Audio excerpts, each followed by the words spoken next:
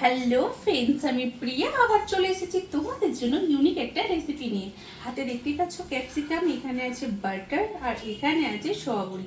আজ বানাবো butter সোয়াবড়ি chilli fry. চলো দেখতে থাকো কিভাবে বানাচ্ছি।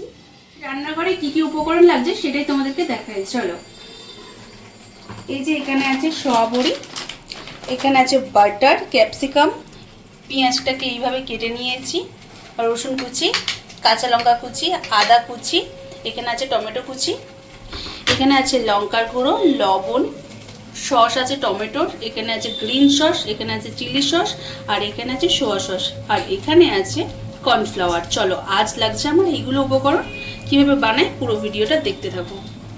এবার আমি গ্যাসটা জ্বালিয়ে নিচ্ছি, গরম হয়ে গেছে। এবার আমি বাটারটা এখানে দিয়ে দেবো।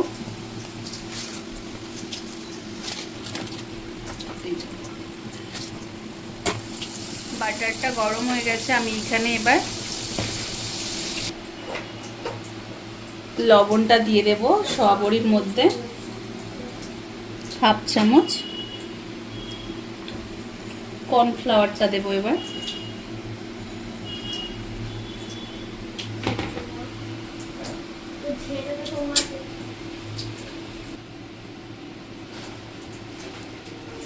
এবার এটা সুন্দর করে মাখিয়ে নিতে হবে এইভাবে, যাতে ক্রিস্পি হয়। সোয়াবড়িটা আমার পুরো কর্নফ্লাওয়ার দিয়ে মাখানো হয়ে গেছে। এবার আমি এখানে বাটারটাও গরম হয়ে গেছে, এবার এখানটা ফ্রাই করে দেবো।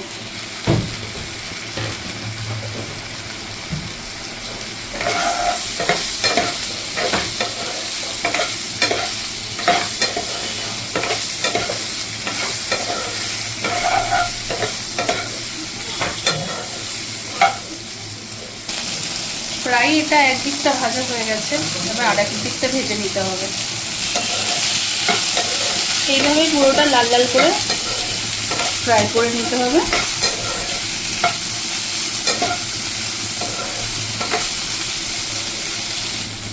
সোয়াবড়িটা আমার ফ্রাই হয়ে গেছে, এবার এটা আমি নামিয়ে নেব।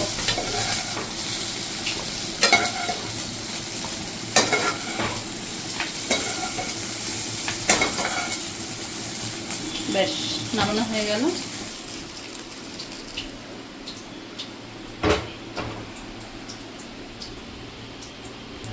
আবারও এখানে বাটার দিয়ে দিচ্ছি।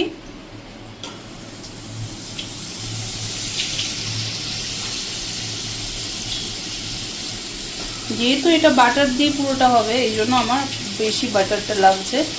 এখানে আমি পুরো বাটারটাই অ্যাড করে দিলাম।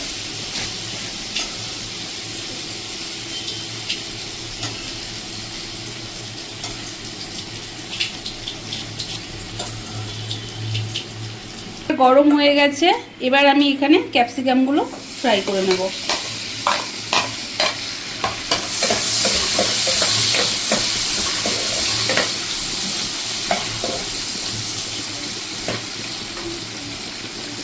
এবার আমি রসুনটা এখানটা দিয়ে দিলাম।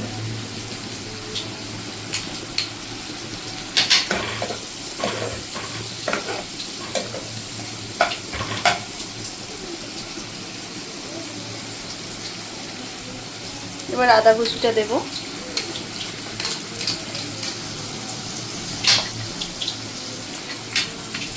কাঁচা লঙ্কা কুচি, টমেটো কুচি,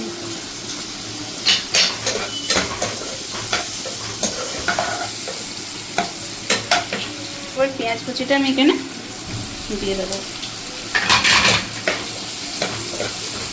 এইভাবেই সবগুলো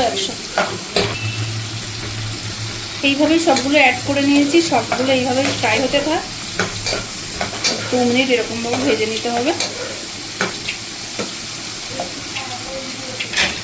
ঠিক 2 মিনিট পরে এইভাবে ভাজা ভাজা হয়ে যাওয়ার পর আমি এখানে মশলাগুলো একটা করে অ্যাড করব। এখানে এবার লবণটা দেব, ঠিক হাফ চামচ তবে দিব। স্বাদ মতো লবণটা দেবে যে যার, আমি এখানে আমার স্বাদ মতো দিলাম। এখানে এবার দেব লঙ্কার গুঁড়ো। লঙ্কার গুঁড়োটা যে যেমন ঝাল পছন্দ করো তেমন ইউজ করবে। আমি একটু বেশিই খাই, তার জন্য আমি দিলাম বেশি করে।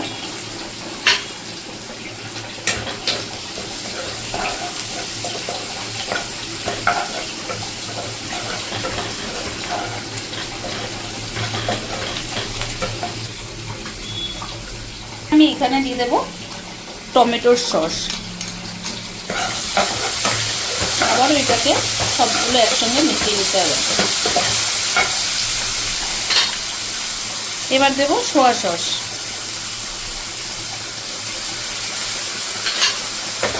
আবারও ঠিক এইভাবে মিশিয়ে নিতে হবে। এবার এখানে দিতে হবে চিলি সস, তারপরে দিতে হবে গ্রিন সস,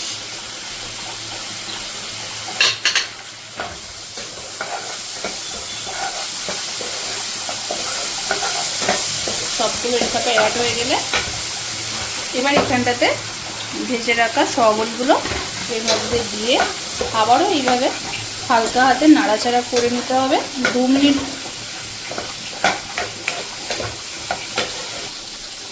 2 মিনিট পরে এবার এটাকে জাস্ট হালকা একটু জল দিয়ে দিতে হবে। এখানে 1 কাপ পরিমাণে, বড় কাপের 1 কাপ এখানে জল অ্যাড করতে হবে।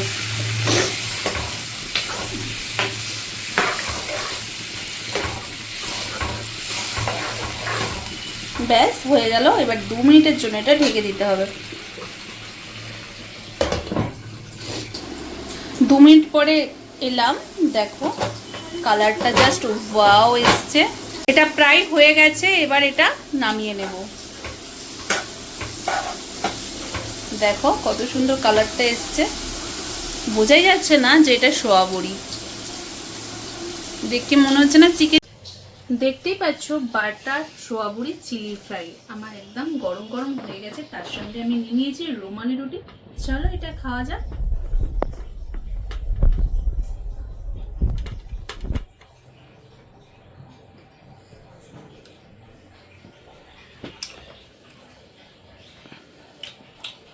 জাস্ট দারুণ হয়েছে এক কথায়। এখনো ভাবছেন যে এরকম রেসিপি কিভাবে বানাবেন?